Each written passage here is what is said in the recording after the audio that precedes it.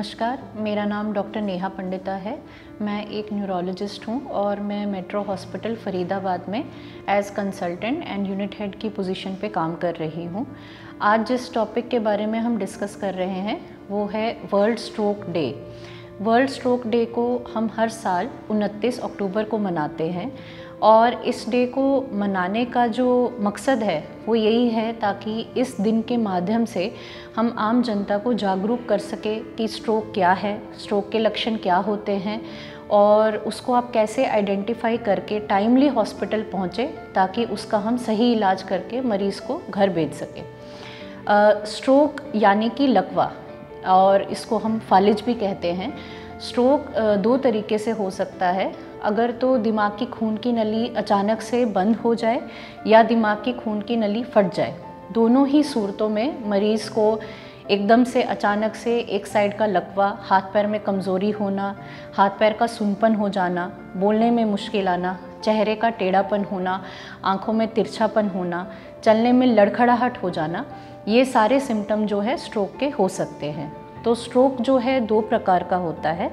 एक, जैसा कि मैंने आपको बताया, खून की नली बंद हो जाने की वजह से, जो कि लगभग 85% केसेस में देखा जाता है,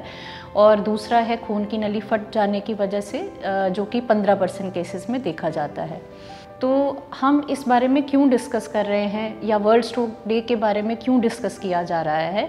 क्योंकि जैसा कि मैंने आपको बताया, खून की नली बंद हो जाने के कारण अगर कभी किसी को स्ट्रोक हो तो अगर आप टाइमली हॉस्पिटल पहुंचते हैं तो इसका सही से इलाज किया जा सकता है और पेशेंट बिल्कुल ठीक हो सकता है।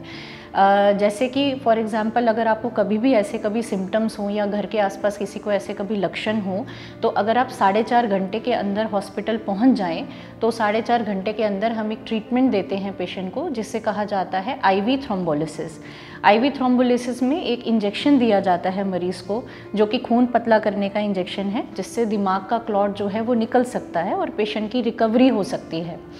इन केस अगर आप 4.5 घंटे में हॉस्पिटल ना भी पहुंच पाएँ तो भी आप कोशिश करिए जल्दी से जल्दी हॉस्पिटल पहुंचने की, क्योंकि एक लेटेस्ट ट्रीटमेंट जो अवेलेबल है उसे कहा जाता है मैकेनिकल थ्रोम्बेक्टमी, जो कि 24 घंटे के अंदर किया जा सकता है। इस ट्रीटमेंट में हम तार डाल के जो ब्रेन में क्लॉट होता है उसे निकालते हैं और